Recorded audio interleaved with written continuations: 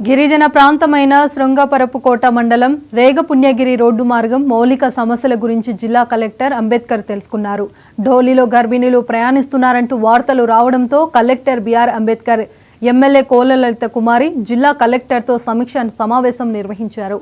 ఉపాధి హామీ నిధులతో రోడ్లు సదుపాయం కల్పిస్తాం, 3 నెలల్లో రోడ్డు పనులు ప్రారంభిస్తామని కలెక్టర్ స్థానికులకు హామీ ఇచ్చారు. రేగపుణ్యగిరి గ్రామానికి మినీ అంగన్వాడీ సెంటర్ను ఏర్పాటు చేస్తామని స్థానికులకు కలెక్టర్ హామీ ఇచ్చారు.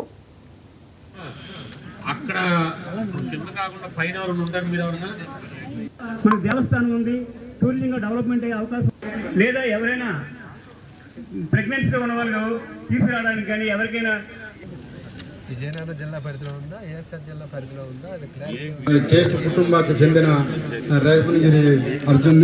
అదేవిధంగా మా సమస్యలు ఏంటంటే 1976లో మా తాతలు ఇక్కడే వచ్చి జీవిస్తున్నారు కాబట్టి మా కష్టసుఖాలు ఏమంటే మాకు ఇప్పుడు ఫారెస్ట్ భూములు ఉన్నాం కాబట్టి ఆ విధంగా అంటే మేము ఫారెస్ట్ భూములు ఉన్నాం కాబట్టి అన్ని జీడి పిక్కలు కానీ లేకపోతే నల్ల జీడి కానీ ఏదైనా మొత్తం అమ్ముకోవాలంటే చాలా ఈ ఎస్కోటలను 2010 నుంచి మాకు జీసీసీ లేక చాలా ఇబ్బంది అవుతుంది.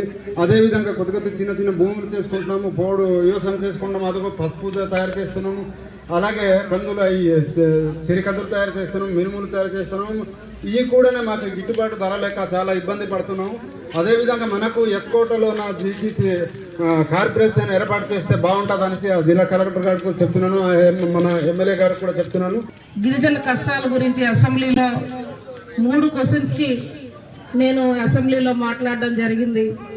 అందులో స్పెసిఫిక్గా నా నియోజకవర్గంలో రేగపుణ్యగిరిని వాళ్ళకు సంబంధించిన రహదారి నిర్మాణం, మౌలిక వసతులు కలపమని కూడా నేను అసెంబ్లీలో సహకరించి నిధులు కేటాయింపులు చేయమని చెప్పి సంబంధిత మంత్రివర్యులైన సంజయ్ రాణి గారికి ఆనాడు అసెంబ్లీలో ముఖ్యమంత్రి గారు పవన్ కళ్యాణ్ గారికి కూడా చెప్పడం ఆ రోజు జరిగింది. సార్, పవన్ కళ్యాణ్ గారికి నివేదిక కూడా ఇవ్వడం జరిగింది.